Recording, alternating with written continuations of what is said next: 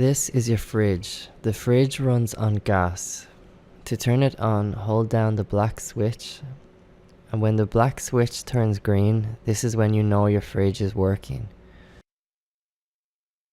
Make sure your fridge is selected on the flame.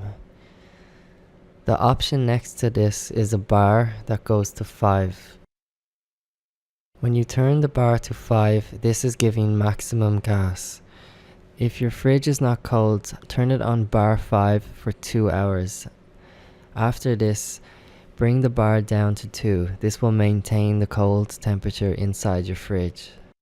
The next selection is giving you the option of keeping your freezer on or off. We recommend keeping your freezer on as it doesn't cost any more gas to keep it on.